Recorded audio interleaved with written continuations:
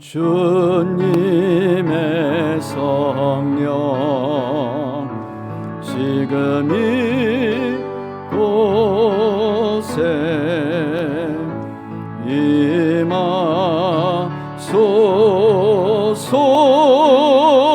임하소서 임하소서 주님의 성령 지금 이곳에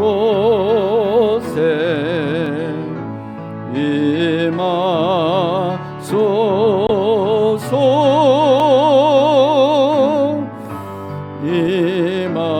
임하소서 할렐루야 할렐루야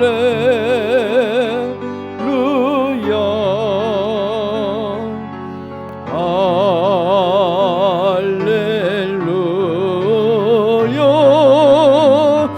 할렐루야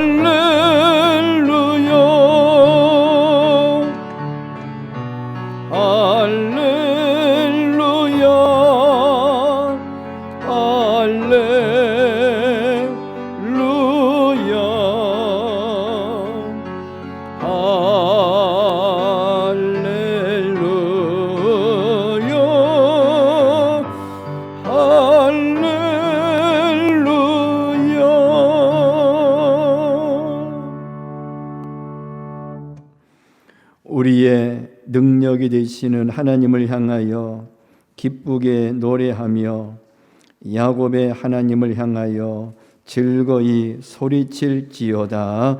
아멘. 우리의 능력이 되시는 나의 아버지 하나님, 오늘 주일 아침에도 머리 숙여 능력의 하나님께 예배드리오니 친히 예배 중에 임재하셔서 영광 받으시고 능력으로 함께하여 주시옵소서. 예수님의 이름으로 기원합니다. 아멘.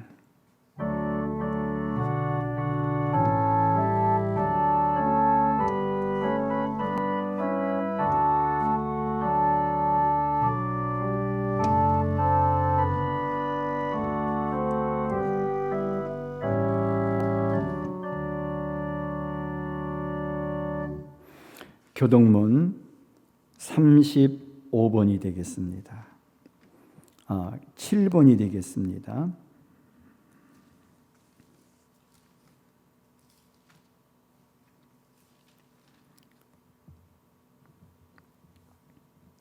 여호와여 어느 때까지니까 나를 영원히 잊으시나이까? 나의 영혼이 번민하고 종일토록 마음에 근심하기를 어느 때까지 하오며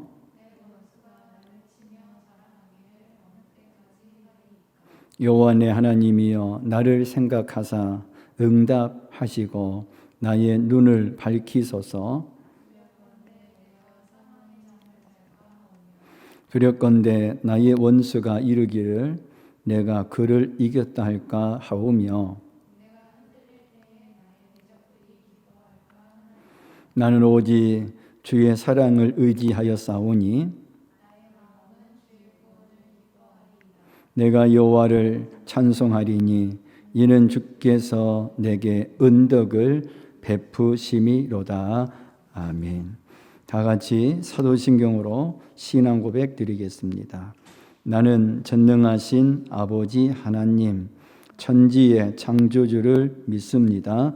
나는 그의 유일하신 아들 우리 주 예수 그리스도를 믿습니다.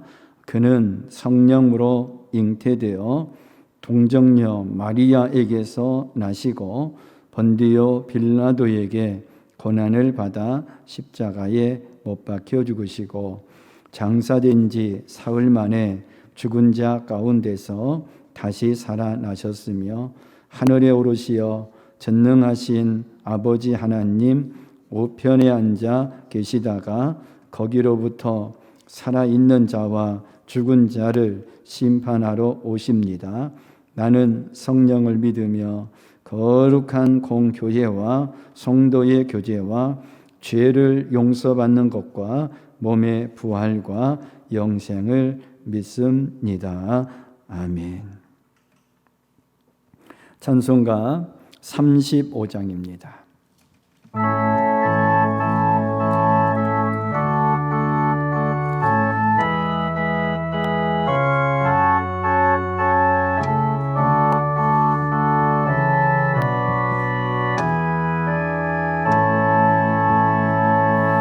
큰 영화로신 주 이곳에 오셔서 이 모인 자들로 주 백성 삼으사 그 중에 항상 계시고 그 중에 항상 계시고 큰 영광 나타내소서.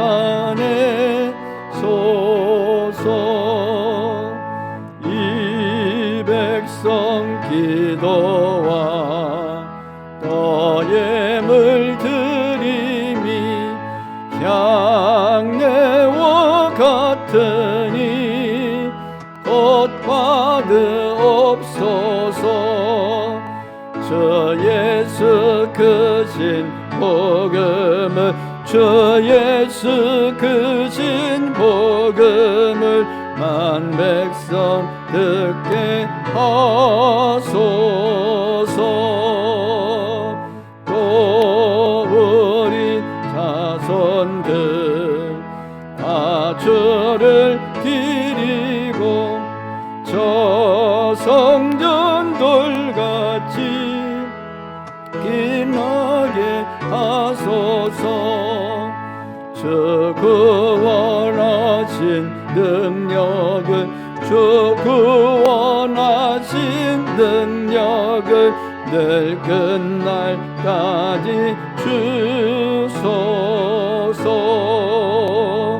주 믿는 만민이 참 진리 지키며 예 성도들같이 주 찬송하다가 저 천국 보좌 앞에서 저 천국 보좌 앞에서 늘 찬송하게 하소서.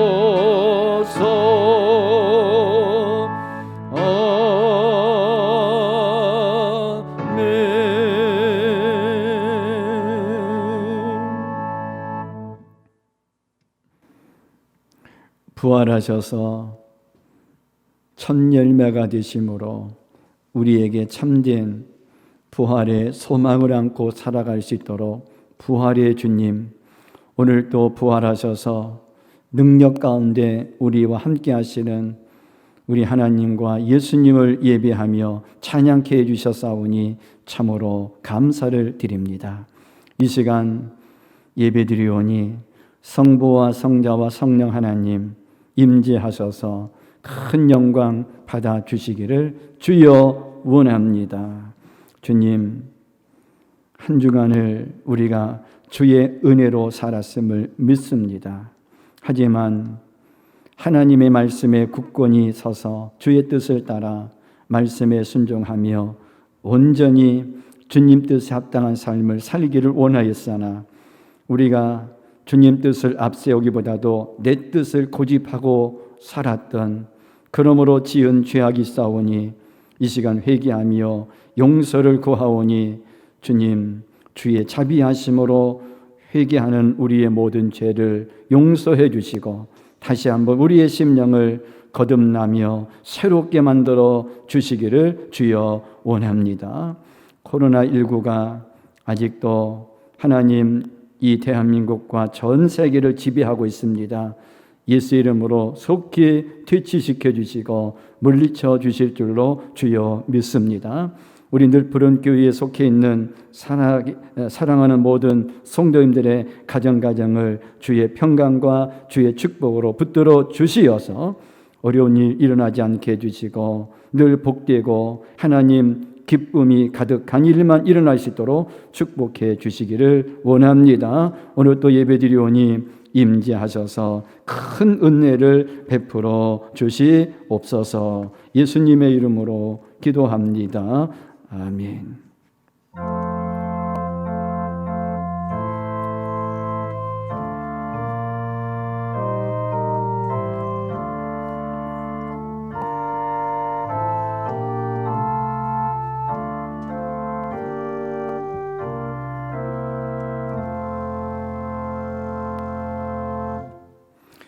하나님의 말씀 베드로 전서 1장 3절에서 7절에 있는 말씀이 되겠습니다.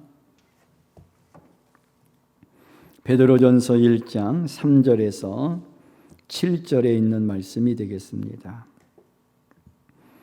우리 주 예수 그리스도의 아버지 하나님을 찬송하리로다. 그의 많으신 긍휼대로 예수 그리스도를 죽은 자 가운데서 부활하게 하심으로 말미암아 우리를 거듭나게 하사 산 소망이 있게 하시며 썩지 않고 더럽지 않고 쇠하지 아니하는 유업을 있게 하시나니 곧 너희를 위하여 하늘에 간직하신 것이라. 너희는 말세에 나타내기로 예비하신 구원을 얻기 위하여 믿음으로 말미암아 하나님의 능력으로 보호하심을 받았느니라. 그러므로 너희가 이제 여러 가지 시험으로 말미암아 잠깐 근심하게 되지 않을 수 없으나 오히려 크게 기뻐하는도다. 너희 믿음의 확실함은 불로 연단하여도 없어질 금보다 더 귀하여 예수 그리스도께서 나타나실 때에 칭찬과 영광과 존귀를 얻게 할 것이니라. 아멘.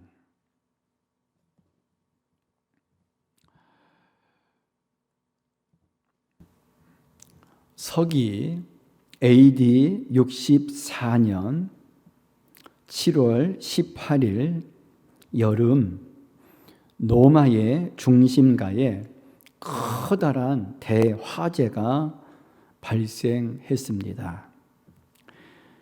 이 로마 화재는요, 로마 대화재는 잘 알려진 대로 네로 황제가 저지른 방화였습니다.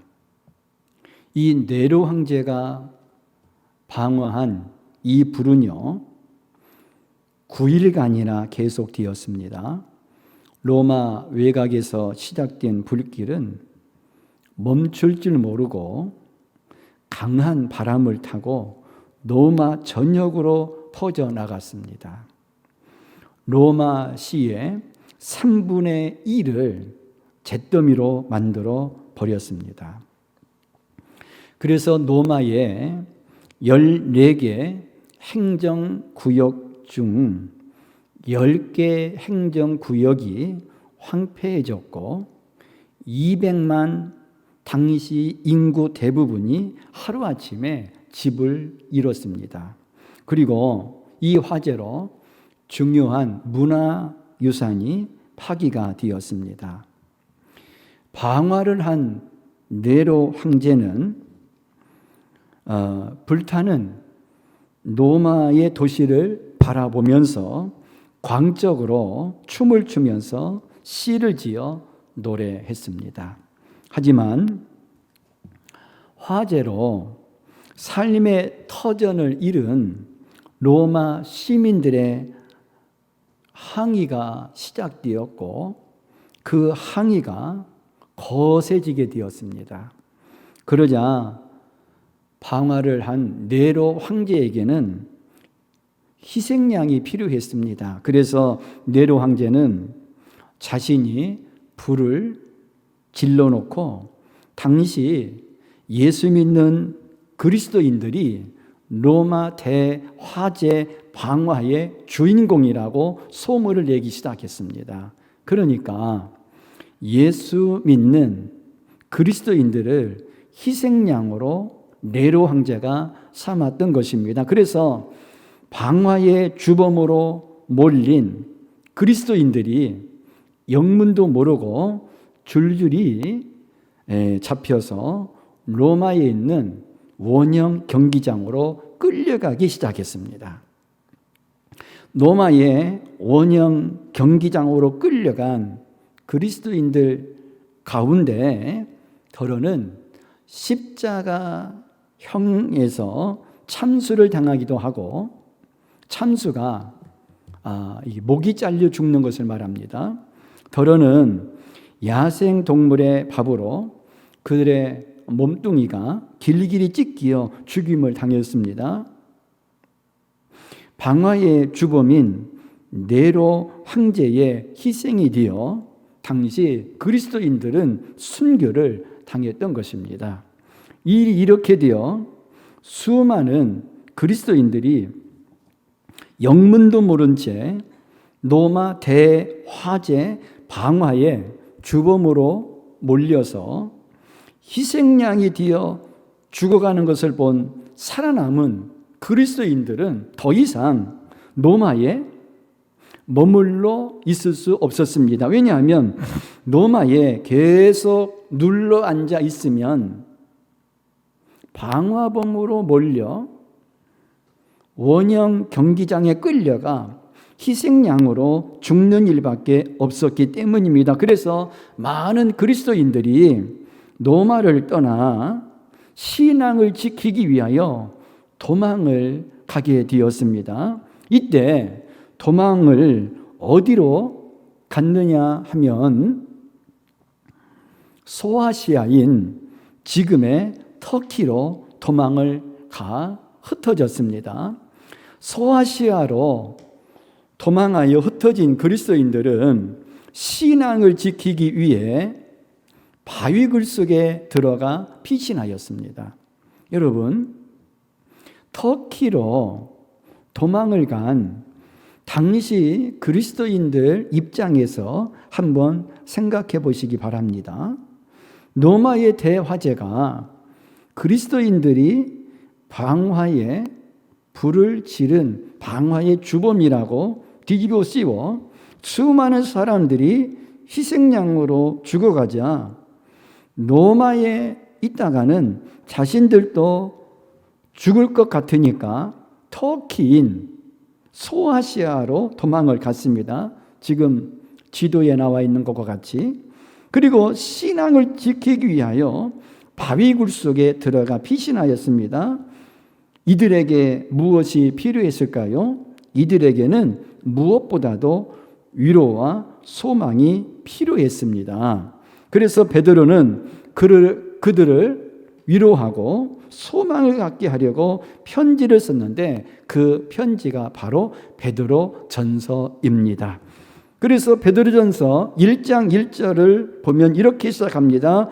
예수 그리스도의 사도 베드로는 어디 본도, 갈라디아, 갑바도기아, 아시아와 비두니아에 흩어진 나그네, 그럽니다. 여기 1절 끝에 나오는 흩어진 나그네가 바로 네로 황제의 박해에 도망을 온 그리스도인들입니다. 이들은 다시 지도를 보면 본도, 갈라디아, 갑바도기아, 아시아와 비두니아에 흩어졌습니다. 그 중에 갑바도기아는요, 이 갑바도기아라는 도시가 있습니다. 이 갑바도기아, 이 도시는요, 지금 사진에서 보는 것과 같이 전체가 거대한 바위의 굴로 만들어져 있습니다. 거기서 그리스도인들은 네로 황제의 추적을 피해서 공동생활을 시작했던 것입니다. 그들은 지하 도시에 기도처, 동굴교회, 주택, 학교, 신학교 등을 만들어서 생활하였는데 예배처소 및 교회들만 해도 1000여 개가 있었다고 합니다. 동굴에. 이들의 지하 공동생활은 로마 제국의 박해가 시작된 AD, 즉 서기 64년 네로 황제 때부터 313년 콘스탄티누스 황제의 밀라노 칙령에 의하여 기독교가 공인될 때까지 약 250년간 은둔 생활을 했습니다. 그래서 베드로는 신앙을 지키기 위해 조금 전에 본 여기 지도 본도, 갈라디아, 갑바도기아, 아시아와 비두니아 이 전부 이 도시가 소아시아였는데 당시에는 지금은 터키에 있는 도시들입니다. 여기에 있는 이 도망 이분들에게 먼저 무엇보다도 하나님의 은혜와 평강이 있기를 기원했습니다.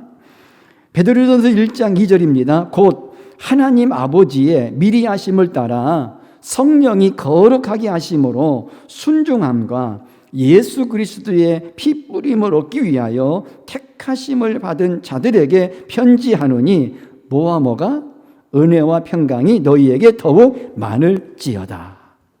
할렐루야. 그리고 베드로는 그들에게 무엇보다도 오늘 본문 3절에 보면은 산 소망이 필요했습니다. 그래서 본문 3절에서 이렇게 말합니다. 우리 주 예수 그리스도의 아버지 하나님을 찬송하리로다. 그의 많으신 긍휼대로 예수 그리스도를 죽은 자 가운데서 부활하게 하심으로 말미암아 우리를 거듭나게 하사 산 소망 있게 하시며라고 말합니다. 지금 제가 읽어드린 3절에서 우리가 주목할 단어는 바로 산 소망이라는 단어입니다. 영어로는 living hope입니다. 살아있는 소망, 살아있는 희망이라는 단어입니다. 이렇게 베드로는 모든 것을 포기하고 터키로 도망을 온 당시 그리스도인들에게 하나님의 은혜와 평강이 있기를 기원했습니다. 그리고 미래가 암담하지만 희망을 잃지 말고 희망을 갖고 살아야 할 이유가 있다고 설득하고 있는 것입니다. 요즘 우리는 코로나19로 우울한 삶을 살아가고 있습니다. 절망과 좌절과 낙심의 분위기가 이 땅을 덮고 있는 것은 부인할 수 없는 사실입니다. 그러나 베드로는 당시의 그리스도인들에게 편지를 썼던 것처럼 오늘을 살고 있는 그리스도인들에게 우리가 아직도 희망을 갖고 살아야 할 충분한 이유가 있다고 본문에서 선포합니다. 그럼 우리가 희망을 갖고, 즉 산 소망을 갖고 살아있는 희망, 살아있는 소망을 갖고 살아야 할 그 이유는 무엇일까요? 첫째로 우리는 부활의 주님을 체험한 사람들이기 때문에 그렇습니다. 누가복음 24장 13절에 보면 예수님의 제자였던 두 사람이 예루살렘에서 고향인 엠마오로 내려가고 있었습니다. 누가복음 24장 13절 앞에 보면은 그날에, 여러분 그날은 어떤 날일까요? 여기 나오는 그날은 바로 안식 후 첫날인 예수님이 부활하신 날입니다. 그런데 누가복음 24장 10절에 보면 이미 이 엠마오로 내려가던 두 제자는 막달라 마리아와 그 외의 여인들로부터 예수님의 부활 소식을 들었습니다. 그런데 여기 나오는 두 제자는 예수님의 부활의 소식을 여인들을 통해 들었는데도 불구하고 고향인 엠마오로 낙향을 하고 있었습니다. 그리고 누가복음 24장 17절에 보면 엠마오로 낙향을 하고 있는 두 제자의 표정이 나옵니다. 두 사람이 어떤 빛을 띠고, 기쁜 빛입니까? 슬픈 빛입니까? 기쁜 빛이 아니라 슬픈 빛을 띠고 라고 말합니다. 지금 엠마오로 낙향을 하고 있는 두 제자는 슬픈 표정을 짓고 그리스도교의 첫 주일날인 부활절에 해 뜨는 동쪽이 아니라 해가 지는 서쪽에 황혼을 향해 걸어가고 있었습니다. 그런데 갑자기 두 제자는 그 황혼의 길에서 발걸음을 돌이킵니다. 반전이 일어납니다. 그리고 누가복음 24장 33절에 보면 두 제자는 고향인 엠마오로 내려가던 길에서 발걸음을 되돌려서 예루살렘으로 돌아옵니다. 그리고 예루살렘으로 돌아온 두 제자는 복음을 위해서 그들의 생명을 바치는 제자로 새롭게 일어서게 됩니다. 무엇이 두 제자로 하여금 서쪽의 황혼의 길에서 발걸음을 돌이켜 예루살렘으로 돌아와 복음을 위해서 그들의 생명을 바치는 제자로 새롭게 일어서게 만든 것일까요? 그것은 두 제자가 부활하신 예수님을 만났기 때문인 줄로 믿습니다. 누가복음 24장 32절입니다. 그들이 서로 말하되 길에서 우리에게 말씀하시고 우리에게 성경을 풀어주실 때에 우리 속에서 마음이 뜨겁지 아니하더냐 하고, 두 제자는 황혼의 길에서 부활의 주님으로 오셔서 성경을 풀어주심으로 마음이 뜨거워지고 영안의 눈이 열리면서 부활의 주님을 만나게 되었습니다. 즉 부활의 주님을 체험하게 된 줄로 믿습니다. 그러자 동력 하늘에 솟아오른 환한 태양빛처럼 절망의 두려움에 파묻혀 있던 두 제자에게 새 희망과 용기를 비춰주었기 때문에 예루살렘으로 돌아와 복음을 위해서 그들의 생명을 바치는 제자로 새롭게 일어서게 되었던 것입니다. 부활절을 영어로 이스터라고 부릅니다. 그래서 부활절을 한자어로는 동방절이라고도 부릅니다.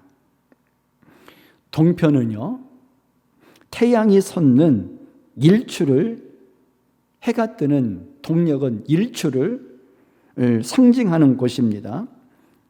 마태복음 28장 1절에 안식 후 첫날이 되리는 새벽에, 마태복음 28장 6절 그가 즉 예수께서 말씀하신 대로 살아나셨느니라는 소식은 마치 동력 하늘에 솟아오른 환한 태양빛처럼 절망의 두려움에 파묻혀 있던 제자들에게 새 희망과 용기를 비춰 주었습니다. 성도 여러분, 우리가 코로나19로 어렵지만 왜 이 시대에 희망을 가져야 할 이유가 무엇일까요? 3절을 다시 보겠습니다. 우리 주 예수 그리스도의 아버지 하나님을 찬송하리로다. 그의 많으신 긍휼대로 예수 그리스도를 죽은 자 가운데서 부활하게 하심으로 말미암아 우리를 거듭나게 하사 산 소망이 있게 하시며, 그렇습니다. 예수 믿고 거듭난 사람들 안에 부활하신 주님은 성령으로 임재하사 우리 안에 살아있는 희망을 주셨기 때문입니다. 마치 동력 하늘에 솟아오른 환한 태양빛처럼 절망의 두려움에 파묻혀 있던 우리들에게 부활하신 주님이 새 희망과 용기를 비춰 주었습니다. 더 나아가 새로운 인생관, 새로운 세계관, 새로운 소망, 새로운 안목을 가지고 우리의 삶 속에 찾아오셨습니다. 이 사실을 참으로 믿는다면 우리는 살아야 할 희망을 잃은 채 무기력한 자리에 앉아 있을 이유가 없다는 것입니다. 성도 여러분, 예수님의 부활을 믿으십니까?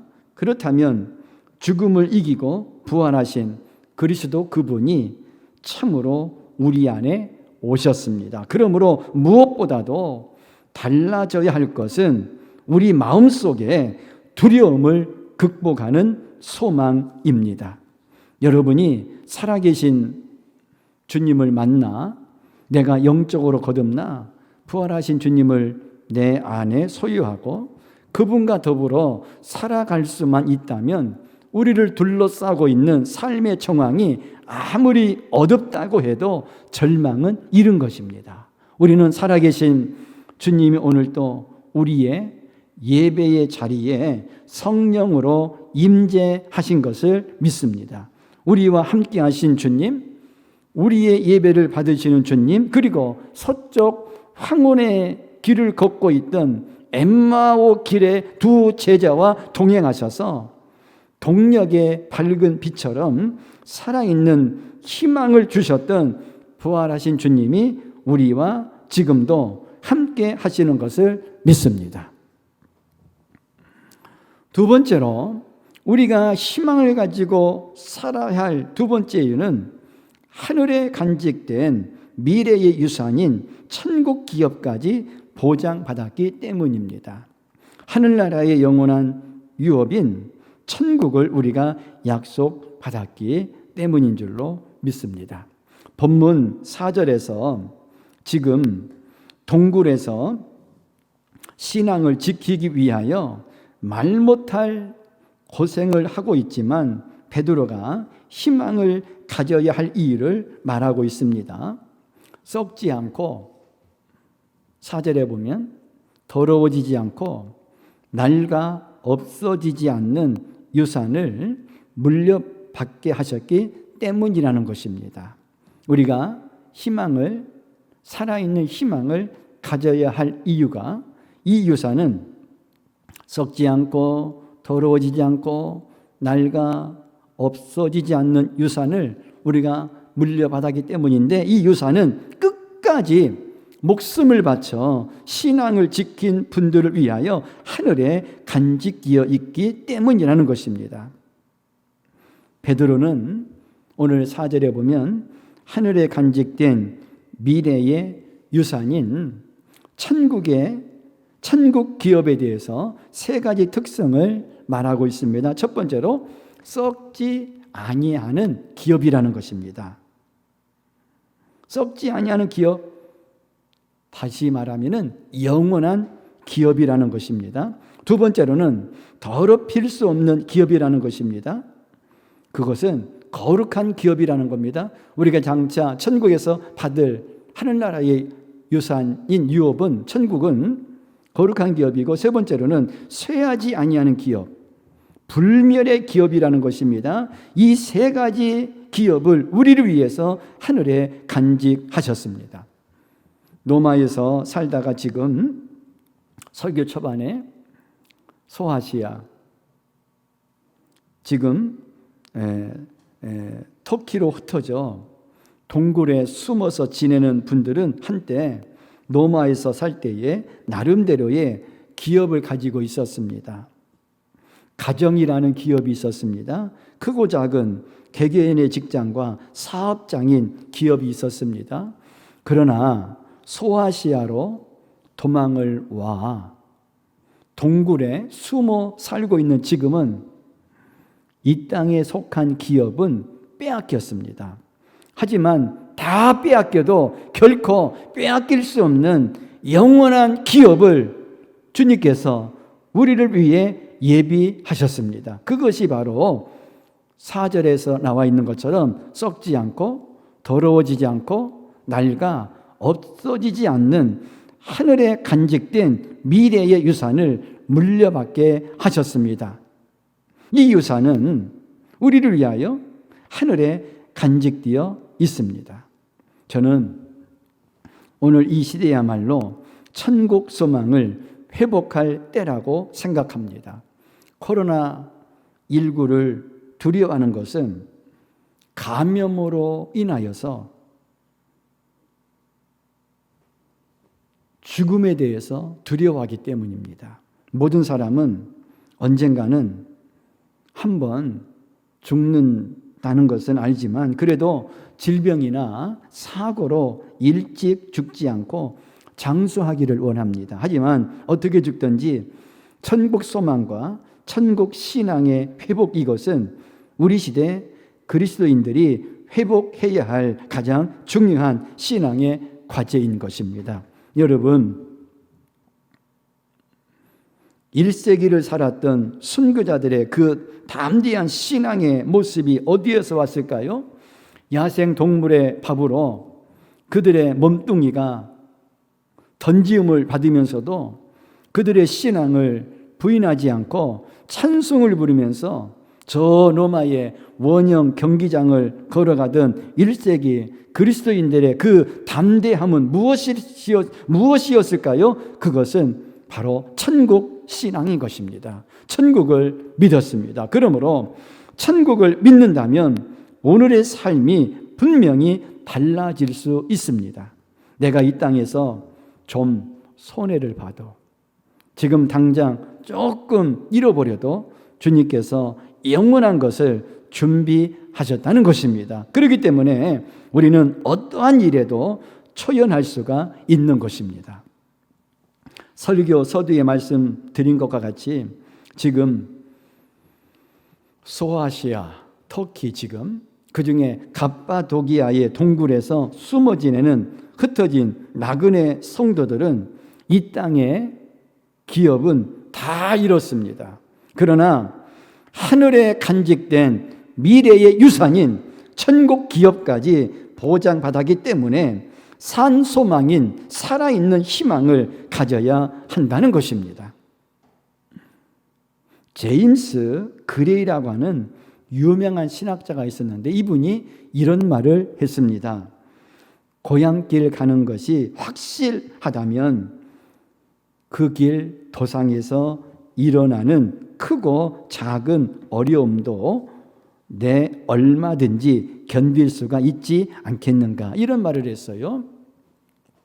우리가 설 명절이나 추석 명절 때 보면 고향에서 명절을 세기 위하여서 고향에 내려가기 위하여서 귀성 행렬이 일어나가지고 고속도로마다 정체가 생기잖아요. 그래서 평소에 4-5시간이면 갈 수 있는 거리를 10시간 이상 걸려서 고향에 가잖아요. 그래서 고향 가는 사람들은 그 고생을 하며 가면서 많은 사람들이 그런 결심을 할 것입니다. 내가 다시는 고향에 가나 봐라. 금년이 이번이 마지막이다. 그리고 그 다음에 또 가요. 고향에 딱 도착하는 순간 다 잊어버리거든요. 고향에 찾아온 기쁨이 있기 때문입니다. 우리가 확신한 본향, 저 천국의 영원한 소망이 확실한 것이라면 그 길 도상에서 우리가 겪는 크고 작은 어려움은 견딜만 하다는 것입니다. 베드로는 오늘 본문에서 우리가 이 시대의 고난과 어려움에도 불구하고 성도들이 포기할 수 없는 희망을 가지고 살아야 할 이유를 우리에게 설득하고 있습니다. 여러분, 하늘나라의 영원한 기업을 보장하셨습니다. 그 하나님을 신뢰하시기를 바랍니다. 세 번째로 우리가 희망을 포기하지 않고 살아야 할 또 하나의 이유를 말하는데, 그것은 시련을 통하여 순금보다도 더 귀한 참된 믿음을 소유할 수 있기 때문에 그렇습니다. 시련이 없이는요, 우리의 믿음은 강화되지 않습니다. 우리가 고난이 오면 그 고난을 통해서 반드시 체험할 수 있는 유익 중에 하나는 내 신앙이 강화된다는 사실입니다. 믿음 있는 사람이라면, 그래서 참된 성도라면 그들의 신앙은 시련과 연단을 통해서 더 순수해질 것이고, 더 영광스러워질 것이고, 더 아름다워질 것이고, 더 깨끗해질 것입니다. 본문 6절입니다. 그러므로 너희가 이제 여러 가지 시험을 인하여 잠깐 근심하게 되지 않을 수 없었으나 오히려 크게 기뻐하도다. 여기 6절에 나오는 여러 가지 시험이라는 단어는 본래 여러 가지 색깔이라는 뜻입니다. 따라서 형형색색의 시험을 우리는 이 땅에서 경험합니다. 지금 베드로전서의 수신자인 흩어진 나그네는 바로 로마의 네로 황제의 여러 가지 시험을 피해 소아시아로 도망온 독실한 그리스도인들입니다. 이들은 가난의 시험과 시련을 받아야만 했습니다. 또한 가족과 사별하는 시험을 받아야만 했습니다. 또한 질병의 시험을 받아야만 했습니다. 저와 여러분도 이 세상을 사는 동안 다양한 육체의 질병을 통한 시험을 만나게 됩니다. 지금 전 세계가 코로나19의 시험을 받고 있습니다. 그래서 인간 관계의 단절, 경제적인 시련, 형형색색의 시험을 만났습니다. 이 시험 앞에서 전 세계가 근심하고 있습니다. 우리도 근심합니다. 예수를 믿어도 근심합니다. 근심하는 것은 당연한 것입니다. 그래서 오늘 읽은 본문 6절에서도 여러 가지 시험을 인해서 근심한다고 했습니다. 그러나 우리가 믿음의 사람들이라면 그 근심을 극복할 줄 알아야 합니다. 그래서 우리의 근심은 오늘 본문 6절에 보면은 얼마 동안이어야 합니까? 근심을 얼마 동안 해야 됩니까? 잠깐입니다. 잠깐 근심하게 되지 않을 수 없었으나 마침내 오히려 기뻐한다고 했습니다. 잠깐의 근심을 넘어서서 마침내 기뻐할 수 있는 이 커다란 기쁨의 이유가 무엇일까요? 바로 7절입니다. 7절.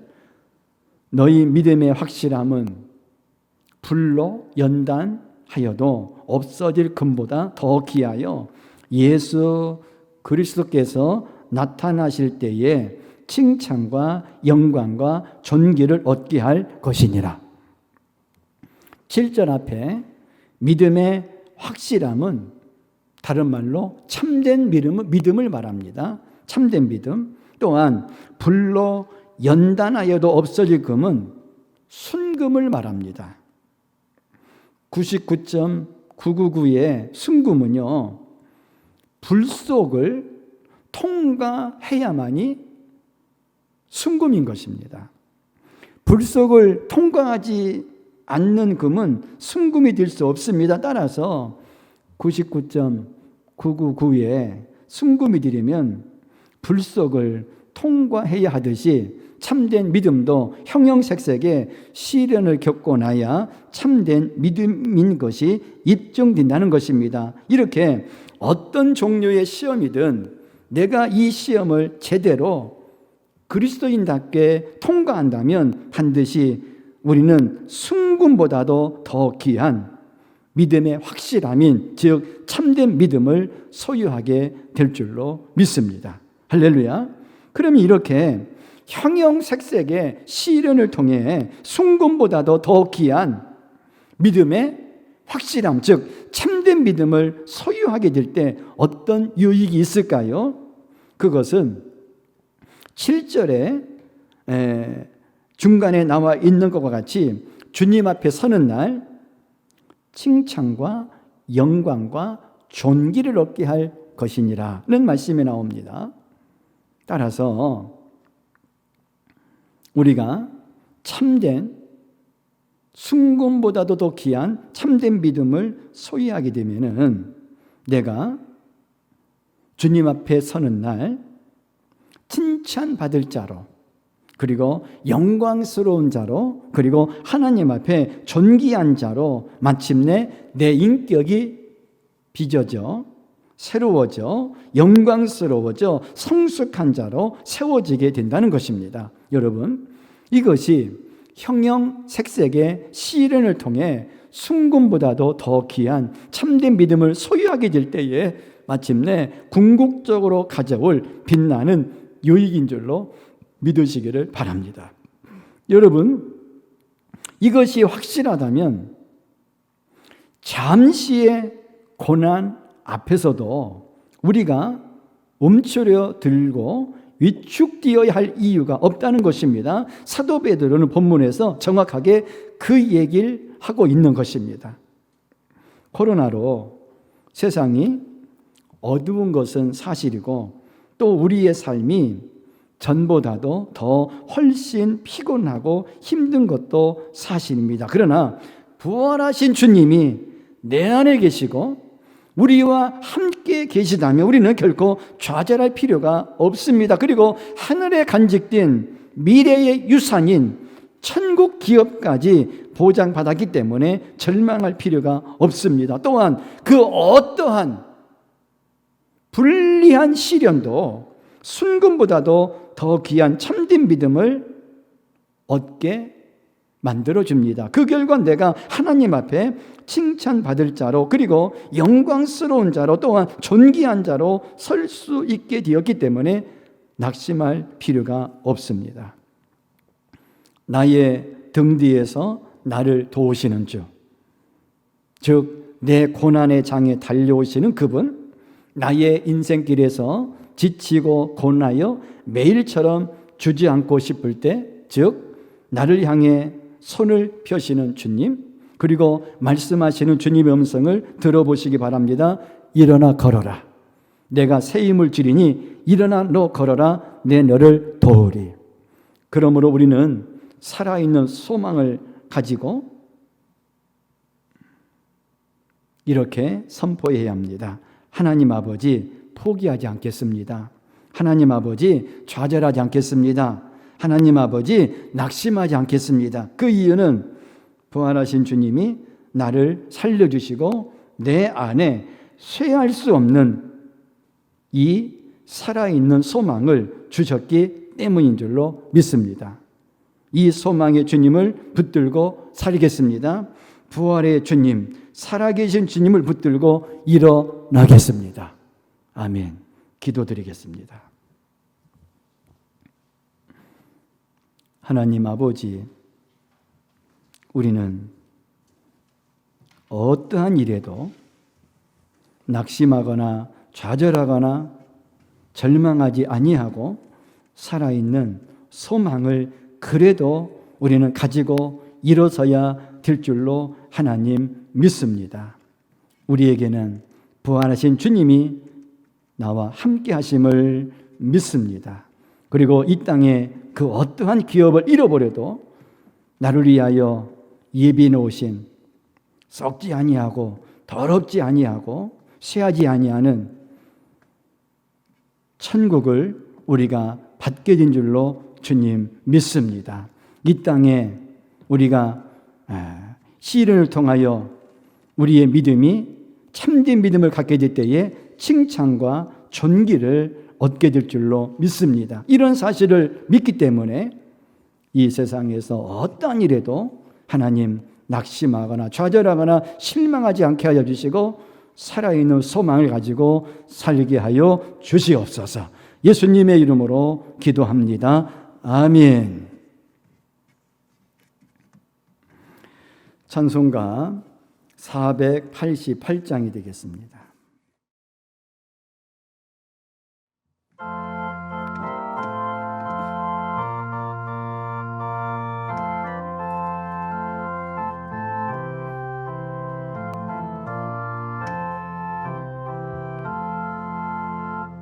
이 몸의 소망 무한가 우리 주 예수 분일세 우리 주 예수 밖에는 믿을 리 아주 없도다. 주 나의 반석이시니 그 위에 내가 서리라. 그 위에 내가 서리라. 무섭게 바라보는 밤 물결이 높이 설렐 때 우리 주 크신 은혜의 소망이 닿을 주리라. 주 나의 반석이시니 그 위에 내가 서리라. 그 위에 내가 서리라. 세상에 믿던 모든 것 끊어질 그날 되어도 구주의 언약 믿사와 내 소망 더욱 크리라. 주 나의 반석이시니 그 위에 내가 서리라. 그 위에 내가 서리라. 바라던 천국 올라가 하나님 앞에 배울 때 구주의 의를 힘입어 어여치 바로 서리라. 주 나의 반석이시니 그 위에 내가 서리라. 그 위에 내가 서리라. 하나님 아버지, 이 시간 살아있는 소망을 갖기를 원하며 이 종을 통하여 말씀을 들었습니다. 하나님, 우리에게 유일한 희망이시고 소망이신 부활하신 주님을 바라보게 해주시고 어떠한 시련 중에도 그 시련을 통하여 믿음이 약해지지 않게 하여 주시고 믿음이 더욱더 강화되게 해주시어서 99.999 순금보다도 더 참된 믿음으로 우리가 강화되게 하여 주시기를 원합니다. 그래서 살아있는 소망을 가지고 이 험한 세상 승리하게 하여 주옵소서. 베풀어 주신 은혜와 사랑 감사드리며 정성을 모아서 11조헌금을 드립니다. 범사에 감사하며 생리를 당하여 또 여러 가지 베푸신 은혜에 감사하며 감사헌금을 또한 드립니다. 건축과 선교와 일천번제 주일과 주정헌금으로 아버지 앞에 드리오니 주께서 정성스럽게 드리는 헌금을 주님 받으시고 하늘에 보고를 여셔서 이 땅에 필요한 은혜와 축복을 크게 베풀어 주시옵소서. 예수님의 이름으로 축복하며 기도하옵나이다. 아멘.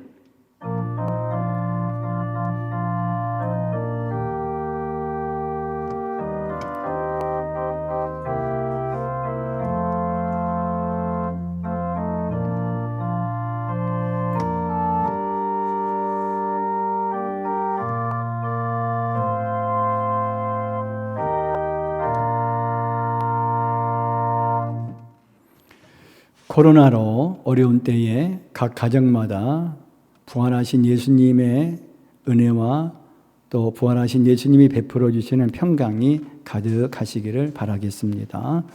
코로나19로 인하여서 당분간 주중 예배를 쉬도록 하겠습니다. 이상 교회 소식 말씀드렸습니다. 찬양 부르시고 축도하고 예배를 마치겠습니다.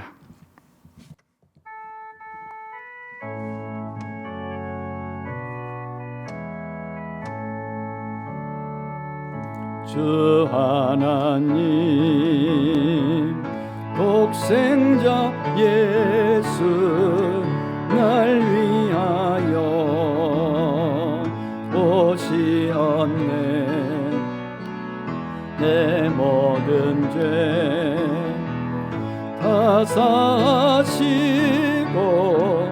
죽음에서 부활하신 나의 구세주, 살아계신 주 나의 참된 소망, 걱정 근심 전혀 없네. 사랑의 주 내 갈 길 인도하니 내 모든 삶의 기쁨 늘 충만하네.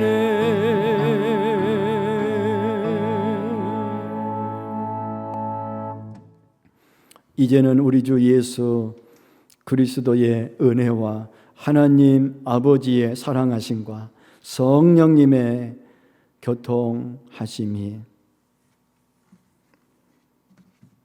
어떠한 힘든 일 가운데도 살아있는 소망을 가지고 승리하기를 원하는 사랑하는 모든 성도님들을 위해 이제로부터 영원토록 함께 하시기를 축원하옵나이다. 아멘.